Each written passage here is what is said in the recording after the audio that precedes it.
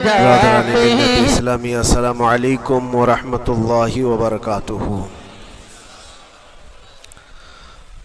الحمد للہ وکفا وسلام علی حبیبہ المصطفیٰ، اما بعد فاعوذ باللہ من الشیطان الرجیم، بسم اللہ الرحمن الرحیم۔ ارأیت من اتخذ الہہ ہواہ افانت تکون علیہ وکیلا ام تحسب ان اکثرهم يسمعون او يعقلون انهم الا كالانعام بل هم اضل سبیلا۔ صدق اللہ مولانا العظیم۔ بارگاہ رسالت معاذ صلی اللہ علیہ وسلم میں درود پاک کا ہدیہ پیش کریں۔ اللہم صلی علی سیدنا و مولانا محمد معدن الجود والکرم وآلہ واصحابہ الکرام وابنہ الکریم وبارک وسلم صلاة دائمتا سرمدا ابدا۔ رب ذوالجلال قرآن عظیم میں یوں ارشاد فرماتا ہے، اے رسول کیا آپ نے نہیں دیکھا ان لوگوں کو جنہوں نے اپنی خواہشات کو اپنا خدا بنا لیا ہے، اپنی خواہشات کو اپنا معبود بنا لیا ہے، جو وہ چاہتے ہیں اسی کے پیچھے بھاگتے ہیں، اس کی عبادت کرتے ہیں۔ اور اللہ تعالیٰ فرماتا ہے، اے نبی کیا آپ ایسوں کی سفارش کریں گے اور ایسوں کے آپ وکیل بنیں گے جو اپنے خواہشات کے پجاری ہیں؟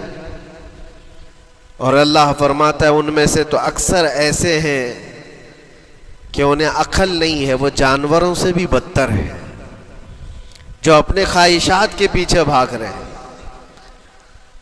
شیخ اعظم سیدنا محی الدین ابن عربی رحمۃ اللہ تعالی علیہ، ان کی کئی چیزیں لوگوں میں ایسی بھی مشہور تھی کہ شیخ محی الدین ابن عربی ایسے ایسے الفاظ بول جاتے ہیں جو شریعت میں ہوتے نہیں ہیں۔ بہت سارے مسائل ان کے ہیں، لیکن ایک بار شیخ محی الدین ابن عربی بیٹھے ہوئے تھے، کرسی پر ہے، سامنے مریدین بھی ہیں، بہت سارے ملنے والے لوگ بھی آئے ہوئے ہیں۔ اسی اثنا میں انہوں نے ایک جملہ ایسا کہا، واقعی اگر آپ کے سامنے بھی ایسی بات آئے تو آپ بپھر جائیں۔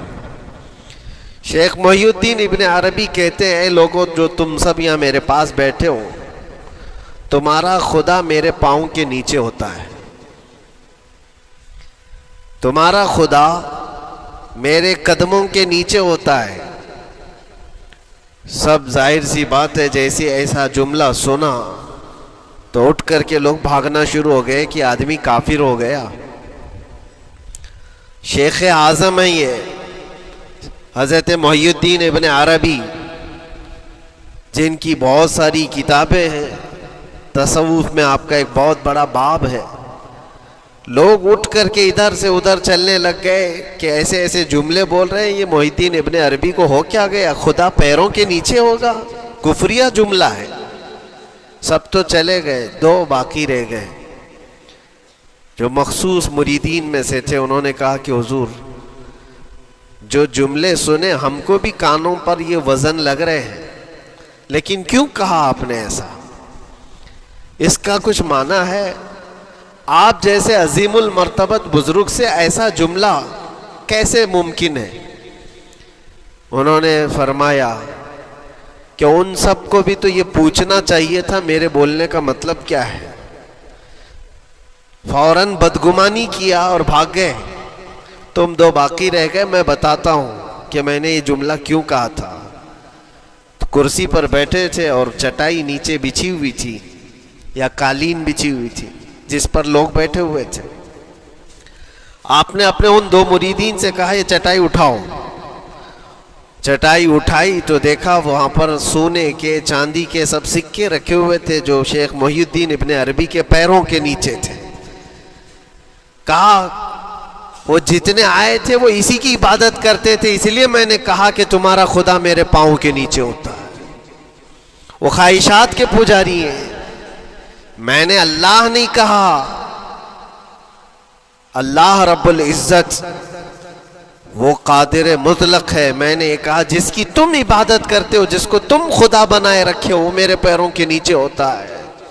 اور حقیقت ہے میرے عزیزوں، جنہوں نے خواہشات کے پیچھے بھاگنا شروع کیا، در حقیقت وہ اپنا خدا بنا چکے ہیں ان کو. کیا ایسا نہیں ہوتا ہے کہ جو بندہ ضدی طبیعت کا ہوتا ہے، چاہ لیتا ہے کہ یہ مجھے چاہیے تو چاہیے، یہ مجھے چاہیے تو چاہیے. یہ جو ضد ہے اپنی خواہش کو پوری کرنا، یہاں پر کہا گیا ہے کہ وہ اپنی خواہش کی عبادت کر رہا ہے، اس کے پیچھے بھاگ رہا ہے. اسی لیے اللہ کے نبی صلی اللہ تعالیٰ علیہ وسلم کی ایک حدیث میں آپ کو سناؤں. حضور اکرم صلی اللہ علیہ وسلم ارشاد فرماتے ہیں، لا یؤمن احدکم حتی یکون ہواہ تبعا لما جئت بہ. تم اس وقت تک پورے مومن نہیں ہو سکتے جب تک کہ اپنی خواہشات کو میری مرضی کے مطابق نہیں بنا دو گے. حضور کے قدموں میں لا کر اپنی ہر خواہش کو قربان کرنا ہو.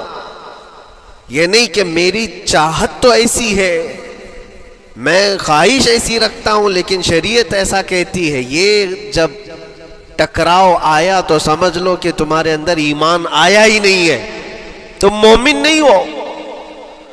مومن وہ ہے جہاں دنیا کی ساری خواہشات وہ حضور کے قدموں پر قربان کر دیتا ہے، اس کی اپنی کوئی خواہش نہیں ہوتی. اسی لیے میں اکثر یہ کہتا ہوں ان نوجوانوں سے جن کو کچھ نصیحت کی جائے تو وہ کہتے ہیں کہ مولانا ہماری لائف ہے، ہمیں انجوائے کرنے دی جائے. یہ ابھی تو ہماری لائف ہے، ہماری اپنی لائف کو ہمیں انجوائے کرنے دیا جائے. نادان کس نے کہا کہ تیری اپنی لائف ہے؟ تیری لائف ہے کہاں؟ زندگی یہ نہیں کسی کے لیے، زندگی ہے نبی کی، نبی کے لیے. اور نہ سمجھ مرتے ہیں زندگی کے لیے. ارے جینا مرنا ہے سب کچھ نبی کے لیے.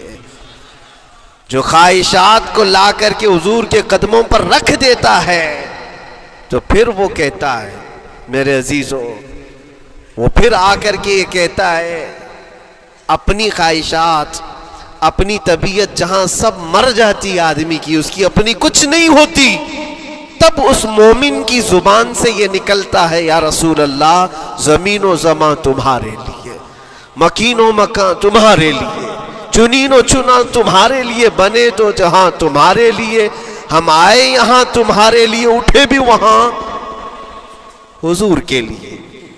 اس کا اپنا کچھ نہیں ہوتا. اپنی خواہش ہوگی تو میں کرتا رہے گا، اور جتنی خواہشات کے پیچھے بھاگتا رہے گا دنیا اس کا پیچھا کبھی نہیں چھوڑتی، اور نہ ہی دنیا اس کو کبھی سیراب ہونے دے گی، کبھی پیٹ بھرنے دے گی ہی نہیں. وہ بھوکا ہی رہے گا، وہ پیاسا ہی رہے گا جو دنیا کے پیچھے بھاگتا ہے. ایک مرتبہ سیدنا عبداللہ ابن مسعود رضی اللہ تعالیٰ عنہ غمگین بیٹھے ہوئے تھے، کسی بات کا غم ہوگا. نبی پاک صلی اللہ تعالیٰ علیہ وسلم کا گزر ہو رہا تھا. آپ نے دیکھا، حضرت عبداللہ ابن مسعود سے پوچھا کہ غم کیوں ہے؟ تو آپ خاموش رہے. تو اللہ کے نبی صلی اللہ علیہ وسلم نے ایک جملہ فرمایا جو آج ہم سب کے لیے سبق ہے میرے عزیزوں. فرماتے ہیں لا تکثر ہمک ما یقدر یکن. اپنے غم کو زیادہ مت بڑھا، جتنا لکھا ہے اتنا مل کے رہے گا. وما ترزق یأتک. جتنا اللہ نے رزق لکھا ہے وہ آ کر رہے گا، وہ تیرے پاس آ جائے گا. غم کب بڑھتے ہیں انسانوں کے؟ ہمارے اندر جو ٹینشن جس کو آپ کہہ رہے ہو، فرسٹریشن کہہ رہے ہو، یہ سب چیزیں انسان کی زندگی میں کب آتی ہیں؟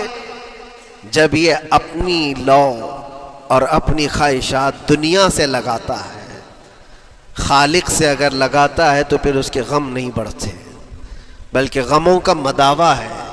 اسی لیے بزرگوں نے فرمایا کہ اگر ٹینشن فری جینا چاہتے ہو تو انسانوں سے امیدیں کم کر لو، اللہ کی ذات سے یقین بڑھا لو، اس کی ذات سے یقین بڑھاؤ. ہم نے دیکھا ہے اپنی زندگی میں جس سے ہم ملتے رہے، جس سے کچھ خواہشیں رکھتے رہے یا جس کے متعلق کچھ امیدیں وابستہ کر رکھی، یہاں امیدیں ٹوٹ جاتی ہیں، پھر انسان کا غم بڑھتا ہے. انسان مغموم ہو جاتا ہے. اللہ کی ذات سے جو وابستہ ہوا اور وہاں جو آس لگایا وہ ہر دن بشاشت کے ساتھ جیتا ہے, یقین کے ساتھ جیتا ہے. اسی لیے میرے عزیزوں, یہاں جس نے بھی اپنے خواہشات کو دنیا کے ساتھ لگایا ہے اسے کم کرنا ہے. لا تکثر ہمک ما یقدر یکن. اللہ کے نبی فرماتے ہیں اپنے غموں کو زیادہ مت کر, جتنا لکھا ہے اتنا تجھے مل کر رہے گا. اس دار فانی میں, اس عمل کی دنیا میں ہم نے اپنے بہت ساری چیزیں پھیلا رکھی ہیں.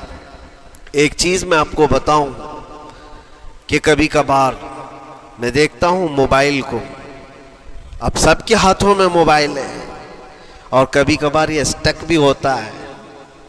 اچھی اچھی کمپنیوں کے موبائل بھی اسٹک ہو جاتے ہیں, یا تو کبھی بہت زیادہ بیٹری گرم ہو جاتی ہے اور موبائل بھی گرم ہونے لگتا ہے.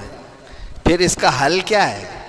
ایکسپرٹ سے پوچھتے ہیں موبائل کبھی ہینگ ہو رہا ہے یا کبھی بہت بیٹری گرم ہو رہی ہے, اس کے ریزن کیا ہے؟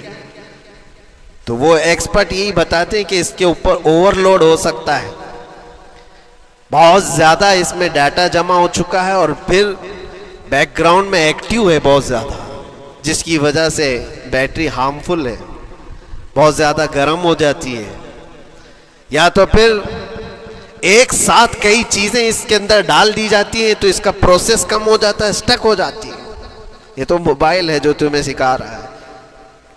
یہی چیز ہے دنیا کے ہمارے اس لائف میں, ہماری زندگی میں بہت زیادہ چیزیں اگر دماغ میں آ جاتی ہیں تو پھر دماغ گرم بھی ہو جاتا ہے اور اسٹک بھی ہوتا ہے, ہر چیز سوچنے سے بھی عاری ہو جاتا ہے, صحیح طریقے کے فیصلے نہیں لے پاتا.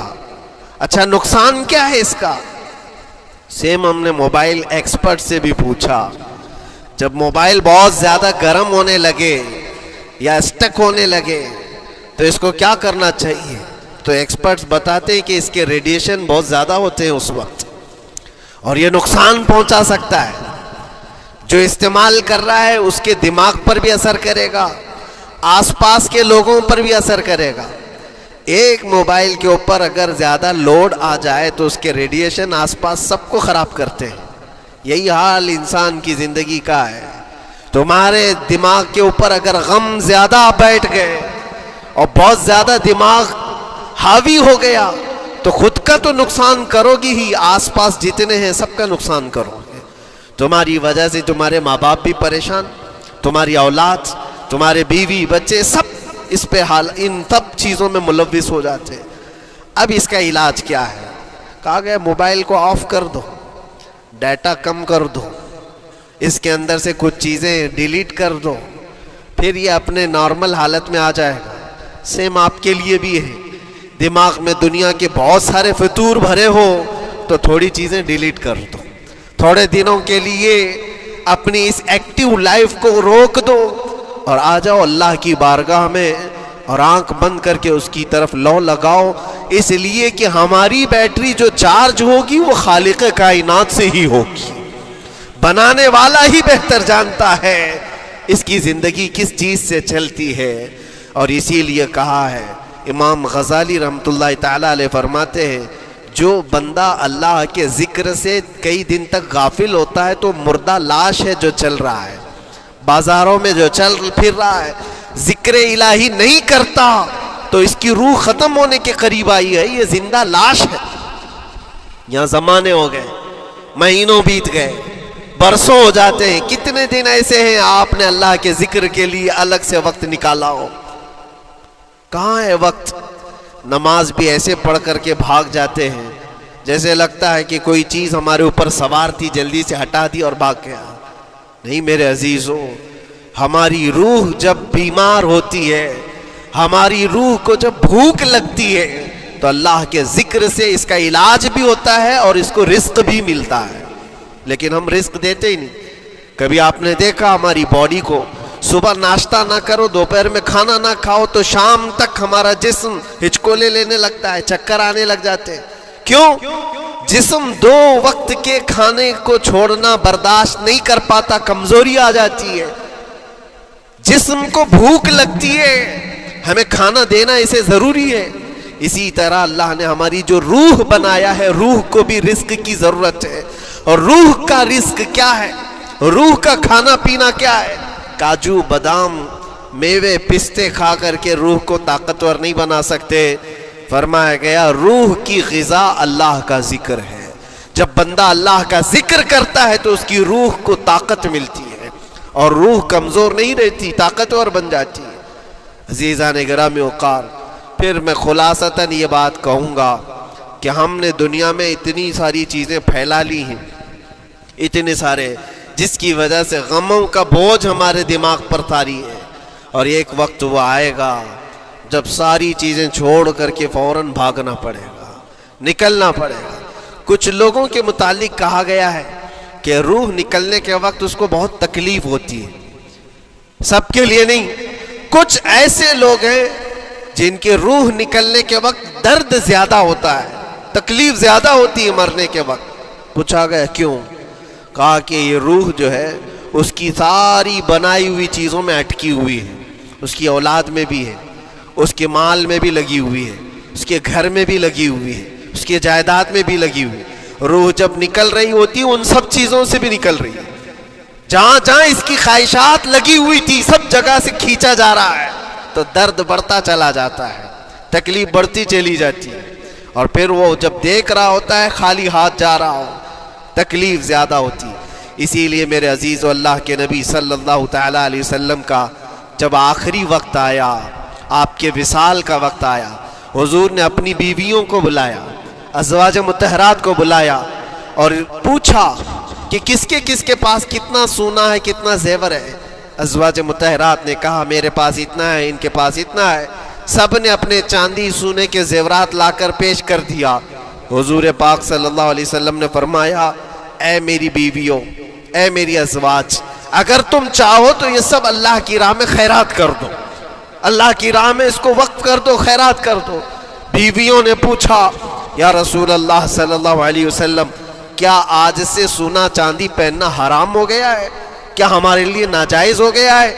نبی پاک صلی اللہ علیہ وسلم نے فرمایا نہیں، زینت تو تمہارے ہی لیے ہے، سونا اور چاندی تمہارے لیے ہے، حرام نہیں ہے، ناجائز نہیں ہے، لیکن میں دیکھ رہا ہوں میری زندگی کا آخری وقت آ گیا، میں رب ذوالجلال کی بارگاہ میں جانے والا ہوں، میں یہ چاہتا ہوں کہ اس حال میں دنیا سے جاؤں کہ میرے گھر میں سونا چاندی کا کوئی ٹکڑا پڑا ہوا نہ ہو اور اللہ کی بارگاہ میں فقیر اٹھایا جاؤ۔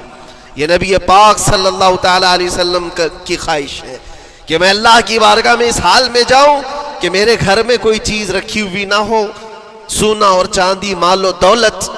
کیونکہ میرے عزیزوں اسی سے اندازہ کرو انسان اپنی خواہشات میں اتنا گھر جاتا ہے کہ اس سے نکلنا اس کے لیے مشکل ہوتا ہے، اور روح نکلنے کے وقت یہی تو تکلیف ہوتی ہے کہ کہاں کہاں کیا کیا بنایا تھا، کتنا جمع کیا تھا، حساب کرتے کرتے اس کی روح نکل جاتی ہے۔ ہم نے دیکھا ہے، میں اپنا ایک تجربہ بتاتا ہوں۔ عمرہ سے ہم واپس آ رہے تھے، 40 لوگوں کا قافلہ تھا، ایئرپورٹ پر پہنچے، بہت تاخیر ہو چکی تھی اور فلائٹ کا وقت بہت کم رہ گیا تھا، اور حاجی لوگ ماشاءاللہ جاتے ہیں تو خوب بھر بھر کر کے سامان بھی لیتے ہیں، کیا کیا سامان تھے سب کے پاس، اور ہمارا بار بار جانا آنا ہوتا ہے، میں کبھی کوئی زیادہ چیزیں رکھتا نہیں۔ ہم تو آگے نکلے، گروپ پورا تھا اور سارے لوگ سامان لے کر کھڑے تھے، وقت گزرتا گیا، فلائٹ جہاں چیک ان ہو رہا تھا سامان، انہوں نے کہا کہ 25 کلو سے زیادہ کا الاؤڈ نہیں ہے، اور یہاں 40 کلو لے کر بیٹھے ہوئے تھے۔ میرا تو تھوڑا سا لے لے، تیرا تو تھوڑا سا لے لے، ایک دوسرے کو پیش کر رہے ہیں۔ 3-4 لوگوں نے تو مجھے پکڑایا کہ آپ کے پاس سامان کم ہے مفتی صاحب، آپ تھوڑا سا ہمارا لے لو، جس کا لے سکتے تھے لے لیا۔ پھر اس کے بعد 1 گھنٹے سے کم ٹائم بچا تھا، انہوں نے کاؤنٹر کلوز کر دیا۔ میں نے دیکھا 20 سے 25 حاجی ایسے ہیں جن کا سامان بکھرا ہوا ہے، اور کیا لے جا سکتے ہیں ہاتھ میں، وہ بھی 7 کلو 8 کلو اتنا ہی تھا۔ ان کی خواہشات میں دیکھ رہا تھا، کوئی مسلح اٹھاتا ہے، کوئی کھجور اٹھاتا ہے، کوئی نہیں میرے بچوں کے لیے کھلونے لیا تھا اس کو لے لیتا ہوں، وہ لے لو تو مسلح چھوڑنا پڑتا ہے۔ یہ لے لو تو کھجور چھوڑنا پڑ جاتا ہے. کسی نہ کسی طرح سے وہ لوگ آخری وقت 2-4 چیزیں لے کر کے نکل رہے تھے اور بکھرا ہوا پورا سامان ایئرپورٹ پر ایسے ہی موجود تھا. 1-2 کلو نہیں، کتنے کلو کا سامان چھوڑ کر کے یوں ہی آنا پڑا. یا تو پھر فلائٹ کے سفر پہ جاؤ یا سامان میں لگے رہو، 2 ہی آپشن تھے. اور کون وہ چھوٹے سامان کے لیے اپنا سفر ملتوی کرتا. واپس آئے، حسرت بھری نگاہوں سے دیکھتے رہے اپنے سامان کو. اور پھر اندر آ کر جب بیٹھے میرے ذہن میں یہ بات گونجنے لگی، یہی حالت ہوتی ہوگی جب انسان دنیا سے جا رہا ہوتا ہے، جب یہاں سے رخصتی کا وقت آتا ہے اور ملک الموت سر پر آ کر کھڑا ہو جاتا ہے. روح نکلنے کے لیے بھی تھوڑا سا وقت باقی ہے، بس منٹوں میں بھی نہیں رہ گیا. جب اس کو نظر آتا ہے، اب یہ سوچتا ہے اتنی نمازیں باقی رہ گئی، اتنی زکوٰۃ بھی رہ گئی، حج بھی تھا، اور بھی کچھ چیزیں کسی کے دینے کے باقی تھے، قرضے بھی تھے. کس چیز کی نصیحت کروں، کس چیز کی وصیت کروں؟ فلاں جگہ ایک گھر خرید کر کے اس کے ڈاکیومنٹ تو وہاں رکھا تھا، بیٹے کو بھی نہیں بتایا، بیٹی کو بھی نہیں بتایا، پتہ نہیں کس کے ہاتھ لگ جائے گا. یہ خواہشات گھومتی رہتی ہیں، وہ کسی کو بتا بھی نہیں پاتا. ادھر ملک الموت روح نکال کر نکل پڑتے. یہ انسان کی شارٹ لائف ہے، مختصر سی زندگی ہے جہاں یہ خواہشات دھری کی دھری رہ جاتی ہیں. اسی لیے شیخ سعدی نے بہت اچھی بات فرمائی. ایک بادشاہ نے اعلان کیا تھا اپنے وزیروں میں سے ایک کو، اس سے بہت خوش ہوا اور کہا جا آج تجھے میں اتنی جائیداد دوں گا، اتنی زمین، اتنی پراپرٹی دوں گا جتنا تو اپنے ہاتھ میں ایک لکڑی لے کر گھیر دے گا، جتنی زمین تو گھیرے گا اتنی تیرے نام لکھ دوں گا. لیکن اس کے لیے ایک شرط ہے، صبح یہ لکڑی لے کر تو راؤنڈ مارنا اور اتنا گول سرکل بنانا سورج ڈوبنے سے پہلے تک، جتنی زمین گھیر لے گا وہ پوری تیرے نام پر. اس نے سوچا کہ اتنی بڑی زمین میں گھیر سکتا ہوں ایک پورے دن. میاں ممبئی والے اچھی طرح جانتے ہیں 4x4 کی جگہ مل جائے تو یہاں کتنی بڑی غنیمت ہوتی. اور اس بندے کو بادشاہ نے کہا لکڑی ہاتھ میں لے لے اور لکیر کھینچ، شام ہونے سے پہلے جتنا کرے گا پورا تیرے نام پر. وہ نکلا اور جب لکیر کھینچتے جب چلنے لگا، پیچھے مڑ کے دیکھتا تھا بہت لمبی ہو گئی ہے، اتنی زمین میرے نام پر ہونے والی ہے. دوپہر ہو گئی، وہ واپس آنا نہیں چاہ رہا ہے. واپس آ کر کے سرکل پہ ختم تو کرنا ہے جہاں سے شروع کیا تھا. سوچتا اور تھوڑا کرتے وہ اثر ہو گئی اس کی. اب اس کو لگا کہ واپس پلٹنا چاہیے. کئی کلومیٹر ہو گئے تھے، اتنے کلومیٹر کی زمین اب وہ اپنے نام پر کروانے والا تھا. لیکن جب واپس پلٹنے کا وقت آیا سانس پھولنے لگ گئی، کیونکہ صبح سے چل رہا ہے، کھایا بھی نہیں ہے، پیا بھی نہیں ہے، جس چیز کو جمع کرنے کے لیے دوڑتا رہا. اب سورج پیلا پڑ گیا، ڈوبنا کے وقت قریب آنے لگا تو اب بھاگنا شروع کیا. بادشاہ اور اس کے وزیر انتظار کر رہے تھے کہ یہ لوٹے گا بھی. اب دیکھا بڑی دور سے یہ دوڑتا آ رہا ہے اپنی لکڑی کو لکیر زمین پر کھینچتے ہوئے کہ جلد سے جلد اپنے اس پوائنٹ پر پہنچ جاؤں جہاں سے شروع کیا تھا. سانس پھولنے لگ گئی، دوڑتے ہانپنے لگ گیا. سورج ڈوبنے کے قریب آ گیا، آخری کرنیں باقی تھی اور اس کا پوائنٹ بھی قریب آ گیا تھا. دوڑتے کسی طرح سورج غروب ہونے سے پہلے پہنچ گیا وہاں پر، لیکن کثرت سے بھاگنے کی وجہ سے ٹھوکر کھا کر کے گر گیا اور اپنے اس پوائنٹ پر لکڑی لا کر کے جمع کر دیا. بہت بڑا سرکل، بہت بڑی لکیر کھینچا تھا، لیکن ایسا گرا کہ دوبارہ اٹھ نہیں سکا. جب سپاہی اٹھانے کو آئے تو اس کی موت ہو چکی تھی، اس کی روح نکل چکی تھی. اتنا دوڑا تھا اس کی روح نکل گئی. بادشاہ نے کہا اس نے صبح سے لے کر شام تک اپنے نام جائیداد کرنے کے لیے اتنی دوڑ لگائی، بہت لمبی لکیر کھینچا، اتنی بڑی پراپرٹیز کے نام پر ہوتی. لیکن عقل مند دانشور تھا بادشاہ، اس نے کہا جہاں یہ گرا ہے وہیں اس کو دفن کرو. اور اس کے بعد اس کی قبر پر لکھا گیا تھا کہ اس کو ضرورت اتنے 2 گز زمین کی تھی، دوڑتا کتنا لمبا رہا. صبح سے شام تک اتنی لمبی لکیر کھینچ لیا، لیکن سونے کے لیے اس کو جو جگہ چاہیے تھی وہ بس اتنی ہی سی تھی، وہ 6 فٹ کی جگہ۔ عزیزان گرامی، یہ ایک زندگی کے کسی کا حادثہ ہو سکتا ہے، لیکن میں نے دیکھا ہے کہ تقریباً سب کی لائف میں یہی ہے۔ ہم اپنی خواہشات کے پیچھے اتنی تیز دوڑتے رہتے ہیں، لیکن جس چیز کی ہمیں ضرورت ہے اس کی طرف ایک بار بھی نظر نہیں کرتے۔ کون سی چیز ہے جس کی ہمیں ضرورت ہے؟ وہ ہمیشہ کی زندگی آخرت کے لیے جو چیز چاہیے وہ اللہ کا ذکر ہے، وہ رب ذوالجلال کی ذات پر یقین اور توکل ہے۔ آج اللہ نے صحت و سلامتی کے ساتھ زندگی دی ہے تو وقت نکالو اور بارگاہ رب العزت میں آ جاؤ۔ میرے عزیزوں، آخری بات عرض کرتا ہوں، خواہشات جہاں ختم ہونی چاہیے وہ کیسی ہے، وہ کیسے ہے؟ اللہ کے نبی صلی اللہ تعالیٰ علیہ وسلم مجلس میں بیٹھے، ایک صحابی کا مسئلہ تھا۔ ایک صحابی کا مسئلہ ایسا تھا کہ وہ صبح جلدی دوڑ کر کے چلے جاتے تھے۔ صحابہ نے ان کی شکایت کی کہ یہ فجر میں اتنی جلدی چلے جاتے ہیں کہ کسی سے ملتے ہی نہیں۔ حضور نے پوچھا کہ وجہ کیا ہے؟ ان سے پوچھا گیا تو انہوں نے کہا یا رسول اللہ صلی اللہ علیہ وسلم، میرا گھر ایک یہودی کے گھر سے لگا ہوا ہے، اور یہودی کے گھر پہ ایک کھجور کا درخت ہے جس کی شاخیں میری آنگن میں بھی آتی ہیں، اور پکی کھجوریں صبح صبح میرے آنگن میں گر جاتی ہیں۔ میں اس لیے جلدی دوڑ کر کے جاتا ہوں، میرے بچے اٹھنے سے پہلے وہ کھجوریں جمع کر کے میں اس یہودی کو دے دوں کہ کہیں انجانے میں میرا کوئی بچہ وہ کھجور کھا نہ لے۔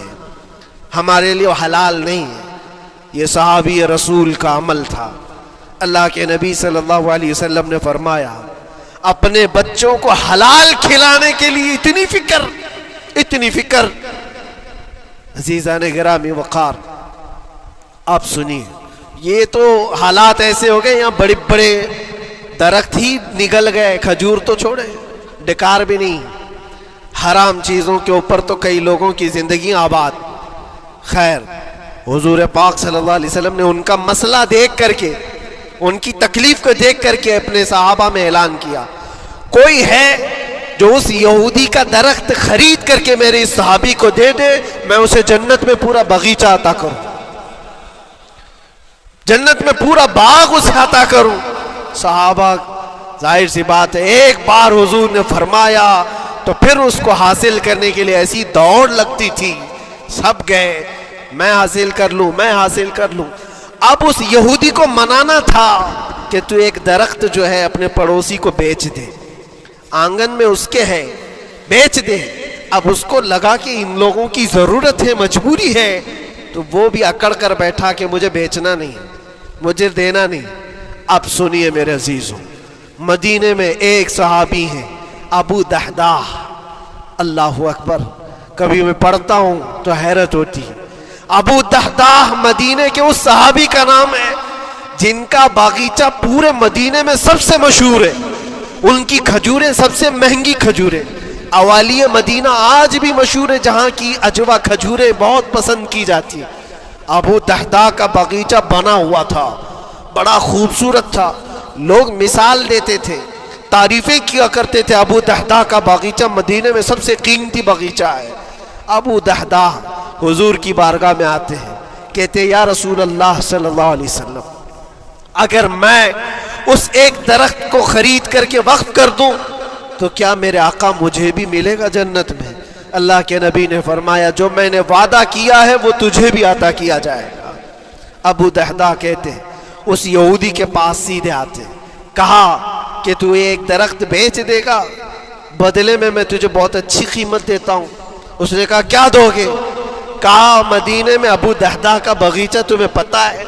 اس نے کہا ہاں جانتا ہوں، جانتا ہوں، نام بہت سنا ہوا ہے۔ کہا وہ پورا باغیچہ اس ایک درخت کے بدلے دے دیا جائے گا، ایک درخت کے بدلے دے دیا جائے گا۔ اس یہودی نے کہا کیا مذاق کر رہے ہو؟ یہ کیا مذاق ہے؟ میرے آنگن میں اگے ہوئے ایک درخت کی وجہ سے ابو دحداح کا اتنا قیمتی باغیچہ دے دیا جائے گا، یہ کیسے پاسبل ہے؟ اس صحابی نے کہا اللہ کے نبی کی بات ہے، ہم مذاق نہیں کرتے، ہمارے لیے وہ ایک باغیچہ کیا ایسے 70 باغیچے ہوں نبی پاک کی بات پر ہم سب عطا کر دیں، سب ہم وقف کر دیں۔ اس یہودی نے کہا کہ ان کی تو مت ماری گئی ہے مسلمانوں کی، یہ دیکھو اپنے نبی کی بات پر اتنا قیمتی باغیچہ مجھے دینے کو تیار ہے۔ اور پھر اس نے سوچا سودا بھی تو اچھا ہی ہے، باغیچہ تو ملے گا ہی، لیکن جو میں درخت بیچ رہا ہوں یہ جائے گا کہاں؟ یہ بھی تو میرے آنگن میں ہی رہنے والا ہے۔ درخت اگر کوئی خرید لیا تو ایسا تو نہیں ہے کہ یہ درخت وہاں جائے گا، یہ تو میرے آنگن میں ہی ہے۔ سودا کر لیا، کہا بات اگر سچی ہے تو میں یہ درخت اپنے پڑوسی کو جو تمہارا دوست ہے مسلمان اس کو دے رہا ہوں، بدلے میں مجھے ایک باغیچہ دے دو۔ ابو دہدہ نے اسی وقت لکھ کر کے دے دیا، یہ باغیچہ تیرے نام کا ہے۔ سوچو میرے عزیزوں، جس کو سینچا ہو محنتوں سے، جس باغیچے کو سجایا ہو، وہ راستے میں کھڑے ہو کر کے اس کا سودا کر رہے ہیں، کس بات پر؟ حضور پاک کی بات تھی، رسول اللہ کا فرمان تھا۔ آئے ان کی بیوی ان کے بچے، باغیچے میں ہی گھر بنا ہوا تھا، نہایت ٹھنڈا گھر ہوا کرتا تھا، وہ لوگ سکون کے لیے وہاں بیٹھتے تھے۔ ابو دہدہ اپنے باغیچے کے دروازے پر آئے، پھاٹک پر، اندر نہیں آتے، باہر کھڑے ہو کر کے اپنی بیوی کو پکارتے۔ ام دہدہ پوچھتی ہے، وہ آواز آتی ہے، کیا ہوا اندر کیوں نہیں آتے؟ باہر کھڑے ہو کر ابو دہدہ کہتے ہیں، بیگم باہر آ جا، یہ باغیچہ بک چکا ہے، اب ہمارا نہیں ہے، سامان لے، بچے لے اور باہر آ جا۔ بیوی نے کہا یہ کیسے اچانک؟ نہ کچھ کہا نہ کچھ بتایا، لیکن وہ عورتیں دنیا دار عورتیں نہیں تھیں، وہیں سے اندر سے کہتی ہے، ابو دہدہ میرا تم پر یقین ہے، اگر سودا کیا ہوگا تو بہت بھاری سودا کیا ہوگا، ورنہ ابو دہدہ کا باغیچہ مدینے میں بیچے جانے کے قابل نہیں ہے، کون ہے جو اس کی قیمت لگائے گا؟ میرا گمان یہ ہے کہ میرا شوہر اگر سودا کیا ہوگا تو بہت اونچا سودا کیا ہوگا۔ ابو دہدہ نے کہا، میری رفیق حیات باہر تو آ جا، میں تجھے بتاؤں کون سا سودا کیا ہے، باہر آ جا۔ بچوں کو لیتی اپنا سامان سمیٹتی ہے اور اسی وقت باغیچہ چھوڑ کر کے باہر نکل آئی۔ ابو دہدہ سے پوچھتی ہے، یہ اچانک سودا کرنے کی کیا ضرورت پیش آئی؟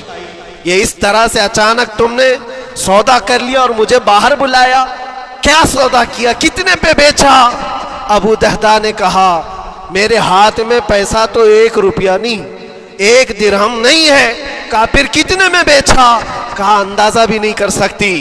اللہ کے نبی نے فرمایا، میرے اس صحابی کے لیے جو ایک درخت خرید کر کے دے دے اسے میں جنت کا باغیچہ عطا کروں گا۔ میں نے اپنے دوست مسلم بھائی کے لیے اس کا درخت خرید کر کے وقف کیا ہے اور بدلے میں اس یہودی کو یہ باغیچہ دے دیا ہے۔ بیوی وہ نہیں تھی جو یہ کہتی کہ مت ماری گئی ہے تیری، گھر بیچ کے آ گیا، فلاں کر کے آ گیا۔ وہ دنیا دار عورت نہیں تھی، ہاتھ اٹھاتی ہے اور سر پر رکھتی ہے اور کہتی ہے، ابو دہدہ مجھے تمہارے بارے میں یہی یقین تھا، قسم رب ذوالجلال کی، اگر وہ یہودی اس باغیچے پر نہیں مانتا تو ہمارے پاس اور جو کچھ تھا سب دے کر کے ہم نبی پاک کی بات پر عمل کر لیتے۔ حضور کی بات تھی، وہ یقین تھا، دنیا دے دیا، خواہشات قربان کر دیا قدم مصطفیٰ پر۔ اسی لیے اقبال نے کہا ہے کہ جو کچھ بھی ہمارے پاس ہے وہ نام مصطفیٰ سے ہے، آبروئے ماز نام مصطفیٰ، ہم سب کی عزت و آبرو مصطفیٰ کے نام سے ہے۔ وہاں اپنی خواہشات قربان کر دو، ختم کر دو، اپنے اندر کی جتنی چیزیں ہیں حضور نے فرمایا، تو اس کے بعد اپنی طبیعت نہیں، اپنی خواہش نہیں۔ تم اپنے گھر پر سوچتے بیٹھے رہو گے کہ میرا گھر کیسے، میری بیوی کیا بول رہی ہے، میرا باپ کیا بول رہا ہے، میری ماں کیا بول رہی ہے؟ نہیں، وہ صحابہ کی زندگی یہ تھی، دنیا کیا بول رہی ہے اس سے ہمیں مطلب نہیں، میرے مصطفیٰ کیا فرما رہے ہیں۔ اپنی خواہشات وہاں پر۔ حضرت انس بن نزیر ایک صحابی ہیں، وہ حضور صلی اللہ تعالیٰ علیہ وسلم کے بڑے رازدار صحابی تھے، حضور ان کے گھر پر موجود ہیں۔ مکہ سے ایک لیٹر آیا، جنگوں کی وہ لوگ تیاری کر رہے تھے، اور انس بن نزیر کون ہے؟ یہ ان کی بیوی جو تھی انس بن نزیر کی اپنی بیوی سے بہت محبت کرتے تھے، بلکہ عشق کرتے تھے، عشق کرتے تھے اپنی بیوی سے، اور عشق میں ان کی شادی بھی ہے، اپنی بیوی کو بہت چاہتے تھے۔ اب سنو، مصطفیٰ کریم صلی اللہ علیہ وسلم انس بن نزیر کے گھر پر ہے، مکہ سے ایک قاصد آیا اور رازدارانہ طور پر ایک خط دیا، کہا مکہ والے جنگوں کی تیاری کر رہے۔ حضور نے خط کو پڑھوایا اور انس بن نزیر سے کہا، انس یہ بات تیرے اور میرے بیچ میں راز ہے، کسی سے نہیں کہنا، جب تک میں نہ کہوں اس خط کا ذکر کسی سے نہ کرنا۔ انس بن نزیر نے کہا، اے اللہ کے نبی آپ کا حکم، اس کے بعد میری زبان نہیں کھلے گی۔ خط کو بند کر دیا، رکھ لیا۔ حضور جب تشریف لے گئے گھر سے، ان کی بیوی، ان کی محبوبہ، ان کی رفیق حیات جس کو بہت زیادہ چاہتے تھے آئی، کہا انس رسول اللہ گھر پر آئے تھے، کچھ راز کی بات چل رہی تھی، کیا بات چل رہی تھی؟ انس بن نزیر نے کہا، دیکھ میری بیگم، محبت اپنی جگہ پر، وہ میرے مصطفیٰ کا راز، وہ میں نہیں شیئر کر سکتا، وہ نہیں بتا سکتا۔ بیوی ہنس کر کہتی، تم نہیں بتاؤ تو کوئی بات نہیں، میں نے تو دیوار کے پیچھے سے سن لیا ہے، مکہ والے جنگوں کی تیاری کر رہے ہیں، خط آ گیا ہے۔ انس بن نزیر نے اپنی بیوی سے اتنی بات سنی، سیدھے جا کر کے گلا پکڑ لیا، گردن کو دبوچ دیا اور کہا، اس وقت تک میں تیری گردن نہیں چھوڑوں گا جب تک میرے مصطفیٰ کا فرمان نہ آ جائے۔ گردن پکڑ لیا اس عورت کی جس کو سب سے زیادہ یہ چاہتے تھے، لے آئے حضور کے پاس، کہا یا رسول اللہ معاف کر دیں، آپ کا راز تھا، میں نے تو نہیں بتایا، مگر میری بیوی نے دیوار کے پیچھے سے سن لیا، اور اس لیے میں اس کی گردن پکڑ کر کے لایا ہوں کہ کہیں میں مجرم نہ بن جاؤں، نبی پاک کا راز افشا کرنے والا میں مجرم نہ بن جاؤں۔ آقا اگر آپ حکم فرمائیں تو میں اس کو ختم کر دوں یا اس کو طلاق دے کر کے آزاد کر دوں، آپ کے فرمان پر میں کامل عمل کر سکوں۔ اللہ کے نبی نے فرمایا، انس چھوڑ دے گردن، جس طرح تو ہمارے راز کی حفاظت کرتا ہے، یہ میری صحابیہ ہے، یہ بھی میرے راز کی حفاظت کرے گی۔ اس کے بعد ہاتھ چھوڑ دیا اور اپنی بیوی سے کہا کہ دیکھ میری محبت، میرا عشق اپنی جگہ پر، بات جب مصطفیٰ کی آئے گی پوری کائنات کو میں چھوڑ دوں گا، میرے مصطفیٰ کی بات کو عمل کروں گا۔ اور اس بیوی نے بھی یہی کہا، انس اگر تو مجھے راز بتا دیتا حضور کا، عشق میں ڈوب کر کے، محبت میں ڈوب کر کے، تو جو گلا تو نے میرا پکڑا، کل میں تیرا گلا پکڑ کر حضور کے پاس لاتی کہ حضور یہ آپ کی غلامی کے قابل نہیں ہے۔ یہ ان کا کمال درجے کا ایمان تھا، اپنی خواہشات کو قربان کر دیا۔ ایک مدینے کی خاتون ایسی ہے، سب سے زیادہ حسین و جمیل لڑکی ہے، حضور کے پاس ایک حبشی کالے رنگ کے صحابی ہیں، آئے کہا یا رسول اللہ مجھ سے کوئی شادی نہیں کرتا۔ حضور نے فرمایا کہ جا میں تیری شادی کے لیے ایک جگہ پر پیغام بھیجتا ہوں، اور بھیجا اس لڑکی کے گھر، انصاری صحابی کی ایک لڑکی اتنی خوبصورت ہے مدینے میں، ان کے گھر بھیجا۔ یہ تو حبشی قسم کے تھے، یہ ایک پیغام لے کر کے جب آئے، ماں باپ باہر بیٹھے ہوئے، لڑکی اندر ہے، ماں باپ نے دیکھا، کیوں آئے ہو؟ کہا میں پیغام لے کر آئے ہوں۔ کس چیز کا؟ آپ کی بیٹی سے نکاح کا۔ کس نے بھیجا؟ کہا اللہ کے رسول نے۔ ماں اور باپ ہیں، شکل و صورت دیکھی اور ان کی حسینہ بیٹی، کہا ٹھیک ہے تم جاؤ واپس، ہم حضور سے بات کر لیں گے۔ اتنا ہی کہا، ٹال دیا ہوگا۔ وہ صحابی جو آئے تھے کالے رنگ کے، انہوں نے کہا یہ تو روز کی بات تھی، ہر جگہ ریجیکٹ ہوتا ہی تھا، میرے لیے تعجب کی بات نہیں تھی، میں تو واپس آیا حضور کے پاس۔ ہوا گھر میں کیا، اندر جوان لڑکی جو گھر میں موجود تھی باہر آئی، کہا ماں باپ سے پوچھتی ہے کہ اماں کون آیا تھا؟ کہا ایک نوجوان نکاح کا پیغام لے کر کے۔ اس خاتون نے کہا، لڑکی نے کہا آپ نے کیا کہا؟ کہا ہم بعد میں بات کر لیں گے۔ کہا آپ کو اندازہ نہیں آپ نے کتنی بڑی خطا کی ہے، اللہ کے نبی کا فرمان آیا تھا اور آپ نے ٹال دیا، میں تیار ہوں اس کے ساتھ نکاح کرنے کے لیے۔ نبی پاک کا حکم ہے۔ ماں باپ نے کہا بیٹا تو نے دیکھا ہے، بیٹا تو نے دیکھا جو پیغام لے کر کے آیا تھا وہ تیری میچنگ کا ہے یا نہیں، تو نے دیکھا؟ اس نوجوان نے کہا، اس لڑکی نے کہا میں نے پیغام لے کر آنے والے کو تو نہیں دیکھا، آمینہ کے لال کو تو دیکھا ہے، جس نے پیغام بھیجا ہے اس کو دیکھا ہے۔ اس کے حکم کے بعد پھر کسی کو دیکھنا بنتا ہی نہیں ہے۔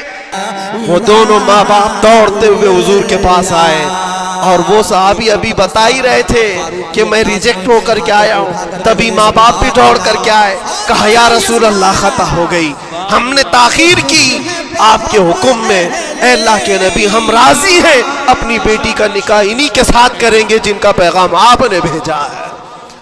کیا اپنی خواہشات کو حضور کے قدموں میں لا کر قربان نہیں کیا؟ لیکن نکاح ہوا بھی۔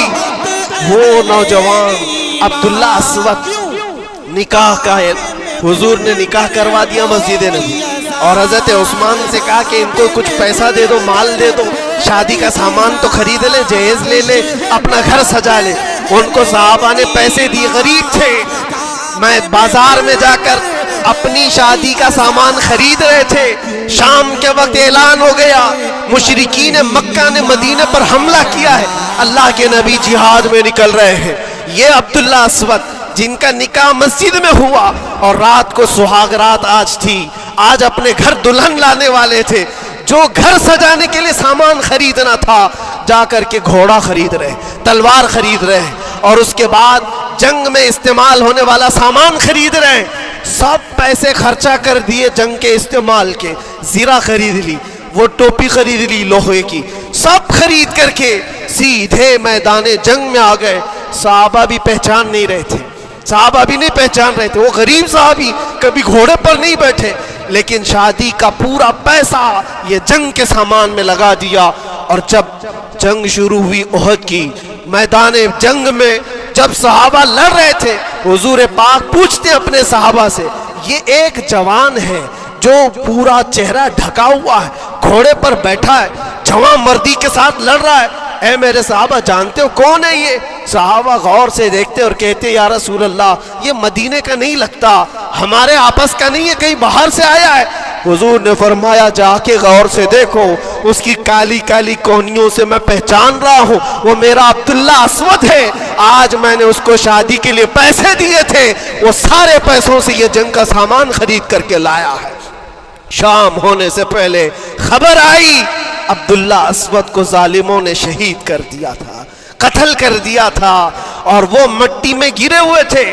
حضور خود چل کر کے آئے، عبداللہ اسود کے پاس آ کر کے بیٹھتے ہیں، اور سر اٹھا کر کے اپنی گود میں رکھتے ہیں، چہرے سے دھول کو صاف کرتے ہیں، اور پھر فرماتے ہیں اللہ کے کچھ بندے ایسے ہیں جو اللہ سے کیا ہوا وعدہ پورا کر کے دکھاتے ہیں، ساری دنیا ایک طرف، فرمان مصطفیٰ ایک طرف۔ میرے عزیزوں، یہ خواہشات کی قربانیاں ہیں، جب جا کر کے ایمان تکمیل پاتا ہے۔